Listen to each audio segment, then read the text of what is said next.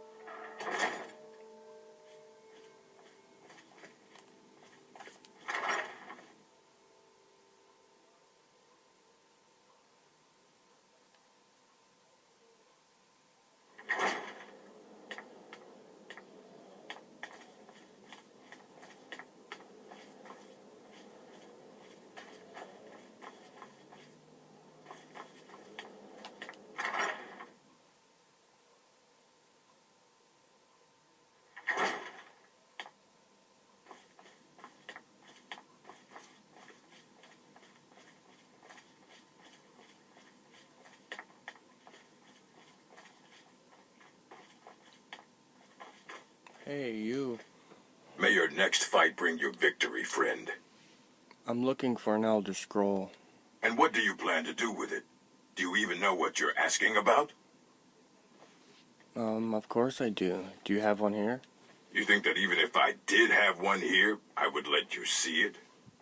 It would be kept under the highest security. The greatest thief in the world wouldn't be able to lay a finger on it. Oh. I need to find one, and was told you could help. I don't know who told you that, but I'll do what I can. What we do have are plenty of books. I'll bring everything we have on them, but it's not much. So don't get your hopes up. It's mostly lies, leavened with rumor and conjecture.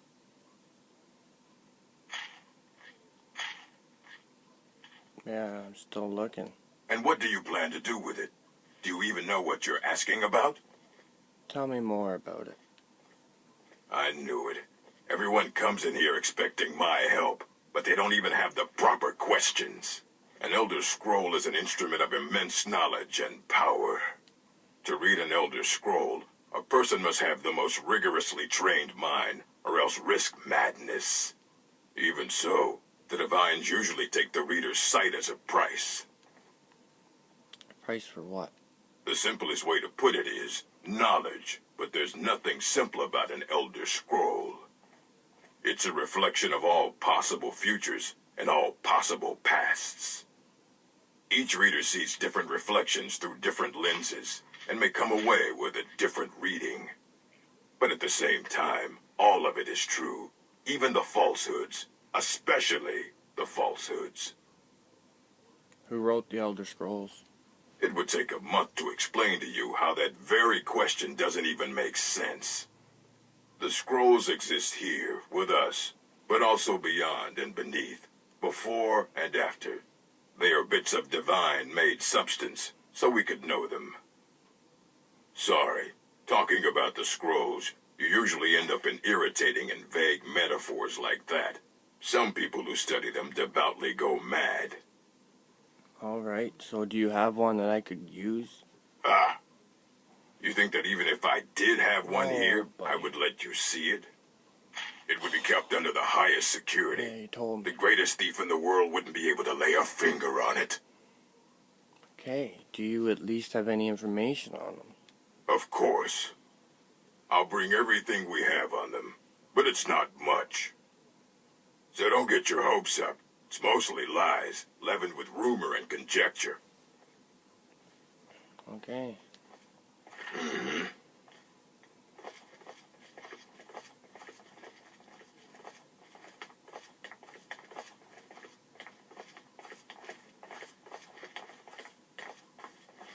Here you go. Try not to spill anything on them. Archmage or not, my rules about books still stand. All this knowledge might have been lost were it not for you.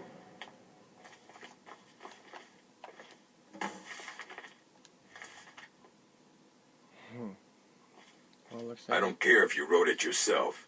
If you want a book from here, you go through me. yeah, whatever.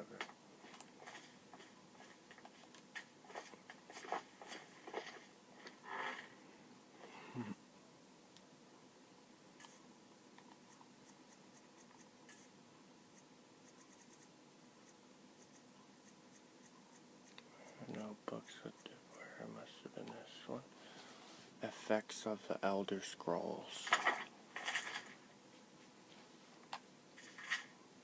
It is widely known among scholars that the Elder Scrolls entail a certain hazard in their very reading. The mechanism of the effects has at present been largely unknown. Theories of hidden knowledge and divine retribution were the subject of idle speculation with little investigation. I, Justinus Polahunius, have undertaken to thoroughly document the ailments afflicted by the Elder Scrolls on their readers, though a unified theory of how they manifest continues to elude me and remains a subject for future study. I have grouped the effects into 4, finding that the avenue of experience depends largely upon the mind of the reader. If this is unclear, I hope that a proper dichotomy, I had no idea what proper dichotomy will lay it plain. Group the first, the naifs, for one who has received no training in the hit. You know what, I've read this. Yeah, so I don't need to read that book.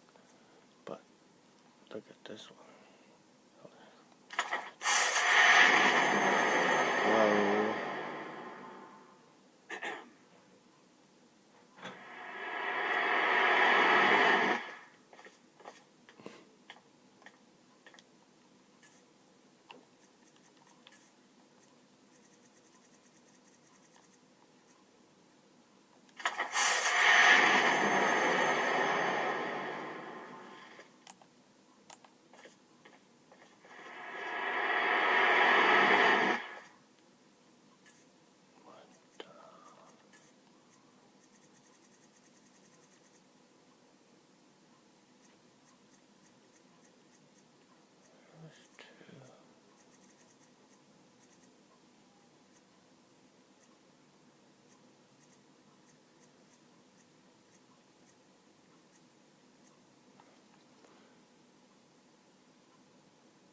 Ruminations on the Elder Scrolls.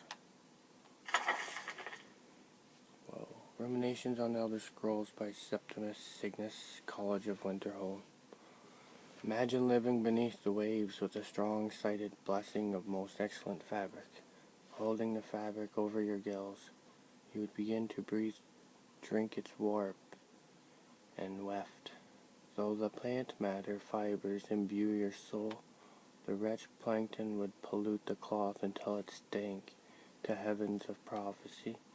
This is one manner in which the scrolls first came to pass, but are we the sea, or the breather, or the fabric, or are we the breath itself?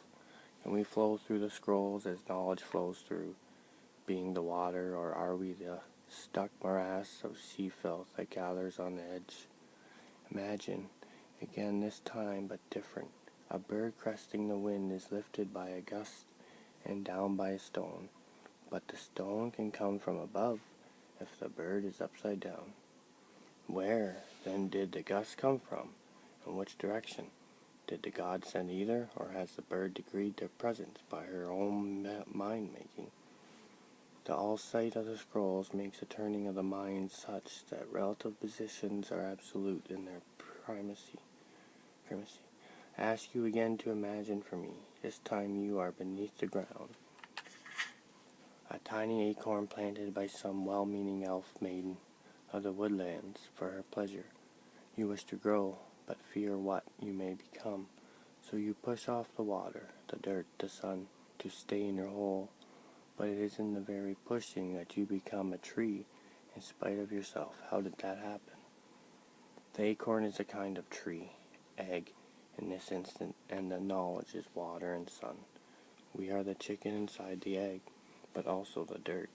The knowledge from the scrolls is what we push against to become full-sighted ourselves. One final imagining before your mind closes from the shock of ever knowing. You are now a flame burning bright blue within a vast emptiness. In time you see your brothers and sisters burning of their own in the distance along your side. A sea of pinpoints, a constellation of memories. Each burns bright, then flickers. Then two more take its place, but not forever, lest the void fills with rancid light that sucks the thought. Each of our minds is actually the emptiness, and the learnings of the scrolls are the pinpoints. Without their stabbing light, my consciousness would be as a vast nothingness. Unknowing its emptiness as a void is unknowing of itself, but the burnings are dangerous, and must be carefully tended and minded and brought to themselves and spread to their siblings. Yeah, okay.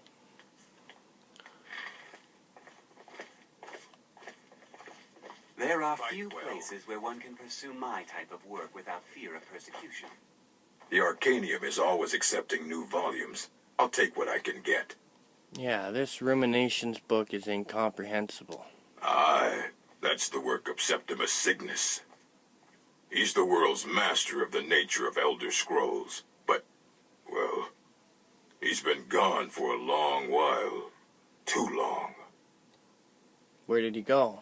Somewhere up north, in the ice fields. He said he found some old Dwemer artifact, but well, that was years ago. Haven't heard from him since. Okay.